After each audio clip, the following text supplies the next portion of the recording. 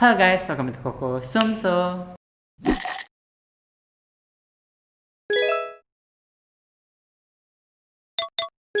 Jadi setelah 2 minggu kita nggak ketemu, kali ini Koko akan ngomongin tentang sebuah kecelakaan yang terjadi di Korea Selatan sekitar 6 tahun lalu, yaitu tenggelamnya kapal Sewol. Di mana kecelakaan ini membuat banyak korban jiwa, yaitu sekitar 304 orang dari 476 penumpang yang ada di kapal tersebut, di mana mayoritasnya itu merupakan siswa-siswi yang berasal dari sebuah SMA yang berada di kota Ansan bernama SMA Danwon. Oke, langsung kita mulai aja dari kronologi kejadian. Jadi pertama aku akan jelasin dulu tentang kronologi kejadian dari peristiwa ini. Jadi kisah ini dimulai dari berlayarnya sebuah kapal bernama MV Sewol pada tanggal 15 April tahun 2014 pukul 8:30 malam waktu Korea Selatan. Kapal ini tuh berangkat dari kota Incheon ke Pulau Jeju dengan estimasi waktu perjalanan itu sekitar 13,5 jam. Jadi waktu kapal ini berlayar, di dalamnya itu ada 476 orang di dalamnya, di mana 33 orangnya itu adalah kru dan 19 dari 33 itu adalah pekerja paruh waktu.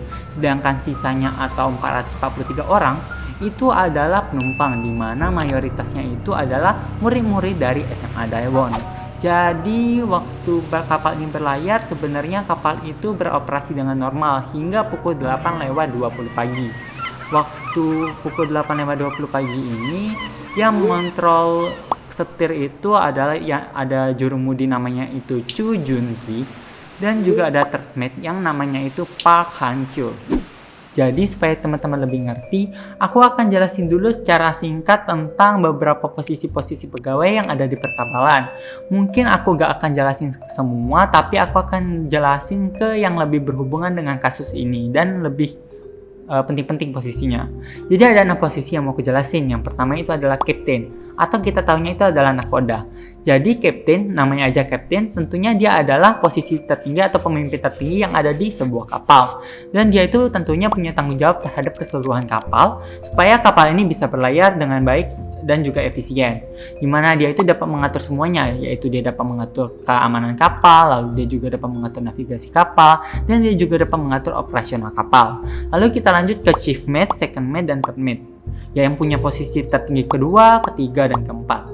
Chief mate itu fungsi atau tugasnya itu lebih berperan pada manajemen keselamatan kerja, lalu dia juga berguna untuk perencanaan pelayaran dan juga harus melaksanakan operasional bongkar muat di pelabuhan. Lalu kita lanjut ke second mate dan juga third mate. Kalau second mate dan third mate itu lebih ke mengatur navigasi kapal. Kita lanjut lagi ke posisi yang kelima, itu ada radio officer atau kita tahunya itu adalah markonis. Nah, namanya aja radio, ya tentu aja dia pastinya gunanya adalah operator alat komunikasi kapal. Lalu kita lanjut ke yang terakhir, yaitu helmsman yang keenam. Helmsman ini kita tahunya itu adalah jurumudi. Jurumudi itu nggak sama dengan nakoda. Kalau aku taunya dulu tuh nakoda tuh yang nyetir kapal, ternyata yang nyetir itu jurumudi, dimana dia itu tugasnya ya yang nyetir setir tadi sesuai dengan navigasi dari kapten maupun second mate maupun third mate. Nah, tapi dia tuh ya nggak ada kerjaan kalau misal kapal itu lagi ada dalam kondisi autopilot, karena kan sekarang kan kapal kan ada posisi autopilot. Nah, jadi udah 6 posisi, mungkin aku memang nggak jelasin semua karena yang penting di sini adalah teman-teman bisa ngerti tentang 6 posisi tadi. Jadi kita langsung balik ke kasus. Jadi kayak yang udah ngomongin tadi, yang memberikan instruksi itu adalah third mate dan yang lagi nyetir itu adalah jurumudi. Nah, jadi pukul 8:20 ini third mate itu minta si jurumudi untuk ganti sistem setir dari yang harusnya itu autopilot, jadinya itu jadi sistem manual karena mereka itu akan melewati sebuah jalur perairan yang namanya itu Mangle Channel. Jadi channel itu adalah jalur perairan yang dibuat supaya kapal yang melewati jalur ini itu bisa lewatnya itu lebih cepat dan juga lebih aman, karena jalur ini itu dibuat dari daerah-daerah perairan yang perairannya itu lebih dalam, jadinya lebih aman. Tapi kalau Mangle Channel ini itu dia ada kelemahan, yaitu dia itu arusnya itu cukup kuat dan sulit diprediksi dibandingkan dengan channel-channel yang ada di Korea yang lain. Itulah alasan kenapa sistem setirnya harus diganti dari autopilot jadi sistem manual, karena tentunya kalau misal dia tetap autopilot. Takutnya kan bahaya karena autopilot yang mengontrol. Nah, jadi setelah itu kapal ini masih jalan secara normal sampai pukul 8:46. Nah, jadi di pukul 8:46 ini Third itu minta si jurumudi untuk putar kapalnya itu ke arah ke kanan dari yang 135 derajat jadi 145 derajat. Nah, waktu dia minta kapalnya untuk diputar ke arah 145, ternyata kapalnya itu malah agak miring ke kanan. Ya, karena dia itu agak miring ke kanan, jadinya jurumudi ini langsung secara refleks dia tuh putar ke kiri supaya nggak terlalu miring. Nah, tapi karena Terme itu sadarnya juga, oh ini agak ke kanan. Nah, jadi dia itu minta lagi putar ke arah berlawanan. Nah, karena dia mikirnya putar arah kan berlawanan kan. Yang tadi dia udah ke kiri, oh berarti benar ke kanan. Udah dia ke kanan. Nah, karena dia ke kanan justru kapalnya semakin miring lagi dong ke kanan. Nah, jadinya pun barang-barang yang harusnya itu berada tegak itu jadi agak miring, tapi miringnya itu ke kiri. Kenapa ke kiri? Soalnya kalian tahu kan kalau misal mobil ngedrift dia kan muter. Ini ke kanan tuh kapalnya tuh kan muter ke kanan begini. Nah, sama halnya dengan mobil. Kalau mobil dia tuh waktu ngedrift itu bagian kirinya tuh agak lebih rendah. Dan karena itu jadinya pun sama halnya dengan kapal. Kapal ini pun yang miring jadinya barang-barang ke arah kiri dan jadinya makin berat sebelah. Nah, jadinya karena kapal ini semakin miring, jadinya pun karena tahu semua kru kapal termasuk yang tadinya itu lagi nggak bertugas yang kayak yang jurumudi yang lain dan juga ada second mate dan sebagainya itu, mereka pun langsung segera berkumpul dan kemudian mematikan mesin. Nah, sebenarnya kapal-kapal pada normalnya itu nggak semudah ini untuk bisa miring ke arah kiri ke kanan, tapi alasannya itu kenapa bisa terjadi pada kapal ini itu akan kujelasin abis ini. Jadi pada dasarnya di kapal manapun itu ada 3 titik yang mempengaruhi keseimbangan suatu kapal, yaitu titik berat, titik apung, dan titik metasentris, atau biasanya dikenal dengan titik G, titik B, dan titik M. Nah, jadi intinya titik G itu adalah titik tangkap dari semua beban yang mengarah ke arah bawah. Nah, jadi intinya kalau misal bebannya itu dia itu beratnya lebih berat di bagian atas, maka titik G ini pun akan semakin naik. Nah, ingat aja kalau titik G itu semakin naik, jadinya stabilitas kapal pun akan semakin berkurang. Jadinya kalau kita bandingin ada 2 kapal, dia titik G-nya yang satu lebih tinggi, yang satu lebih rendah. Kalau misal mereka miring itu ini kemiringannya itu sama, maka kemampuan untuk bisa kembali ke posisi awal itu akan lebih baik pada kapal yang punya titik G itu lebih rendah. Nah, jadi ingat, intinya kalau ini bagian beban di atasnya itu semakin berat, stabilitasnya itu akan semakin berat lagi, semakin sulit, alias akan semakin mudah untuk jatuh atau tidak bisa kembali tegak. Lalu ada titik lain lagi yang mempengaruhi, yaitu titik B. Titik B itu jadi adalah titik tangkap dari gaya-gaya yang menekan ke arah atas dari berat kapal yang berada di bagian dalam air. Nah, jadi titik B itu kayak lawan dari titik G, dan semakin besar bagian yang berada di bagian bawah, itu justru dia akan meningkatkan stabilitas dari sebuah kapal, dan jadinya kapal pun akan semakin mudah untuk kembali ke titik dasar.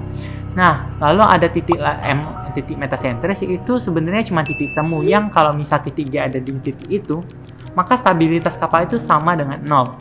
Alias kapal itu kalau misal dia itu miring, ya udah dia akan miring terus dan nggak tegak balik. Nah, kalau misal titik G itu justru di atas titik M, itu malah yang kapalnya itu miring akan semakin miring lagi, alias stabilitasnya itu negatif. Nah, karena udah tahu teorinya, yuk kita lihat data-data dari kapal Sewol ini. Kapal Sewol adalah kapal buatan Jepang pada tahun 1996 dan kemudian dibeli oleh perusahaan armada laut yang berada di Korea Selatan bernama Chong Hae Jin pada tahun 2012. Nah, setelah dibeli, kapal ini mengalami beberapa modifikasi, seperti penambahan 2 geledak penumpang dan juga pelebaran ruang kargo, yang menyebabkan peningkatan berat dari kapal ini sebesar 239 ton. Nah, karena pembuatannya itu adalah pembuatan geledak penumpang yang posisinya itu ada di atas, kalian tahu kan secara teori tadi, jadinya titik G ini pun akan semakin tinggi. Nah, naiknya ini secara data itu adalah 51 cm. Nah, waktu kapal ini didaftarin untuk untuk dapat berlayar, itu akhirnya diputuskan bahwa kargo yang diperbolehkan untuk dibawa oleh kapal ini itu adalah 987 ton. Dan kapal ini memerlukan tangki penyeimbang sebesar 1703 ton. Jadi tangki penyeimbang ini sebenarnya adalah tangki yang biasanya itu ada di bagian bawah kapal, dan tujuannya itu adalah memperberat bagian bawah kapal. Dan secara teori tentang titik B tadi, jadinya gunanya tangki penyeimbang itu sebenarnya adalah untuk meningkatkan stabilitas dari kapal tersebut. Terus kita bandingin dengan apa yang dibawa oleh kapal Sewol ini waktu kejadian. Jadi muatan yang dibawa oleh kapal Sewol ini itu adalah 2142 ton kargo. Dan berat tangki penyeimbang yang dibawanya itu cuma 761,2 ton saja. Itu pun tangki penyeimbangnya pun nggak disusun dengan benar. Jadinya karena bagian bawahnya semakin ringan, bagian atasnya semakin berat. Nah, jadinya semakin tinggi titik G, semakin rendah titik M. Jadinya kapal ini pun semakin tidak stabil bila dibandingkan dengan kapal yang direkomendasikan. Nah, jadi karena tadi kapal itu udah miring ke kiri, jadinya muatan itu bergerak ke kiri, semakin beratlah titik kiri ini, jadinya semakin gak seimbang lah kapal ini. Jadinya buat kapal ini pun semakin cepat miring dan akhirnya pun tenggelam. Nah, apalagi yang membuat kapal ini semakin cepat tenggelam, itu adalah karena ada celah-celah di bagian kiri kapal ini yang buat air itu bisa cepat masuk. Jadinya kapal itu pun jadinya semakin cepat tenggelam lagi. Jadinya kapal itu pun tidak berhasil untuk diselamatkan. Mereka ini cuma nolongin orang-orang yang keluar dari kapal itu. Bahkan kapten dan beberapa krunya itu justru pergi dari kapal itu duluan. Jadinya malah orang-orang yang nggak ngikutin instruksi itu malah bisa selamat. Dan yang ngikutin instruksi itu ya malah nggak selamat. Ada yang ketakutan, ada yang bergurau dengan teman-temannya, ada yang ngata-ngatai kapten kapal.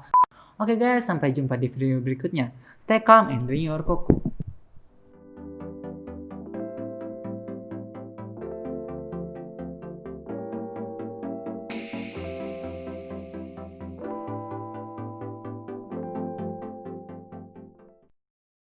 야 미쳤나봐.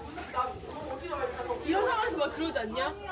안전하니까 가만히 있으라고. 그런 거 줄이는 거야. 다 줄이게 나오고. 영국 왜다 그러잖아. 그 지하철도 그렇잖아. 안전하니까 좀만 잊어달라고 했는데 진짜 좀 있었는데. 우리 진짜로 이만큼 귀여운 거야. 진짜야 이거. 다른 사람들은 살고 그만 좋게 미리.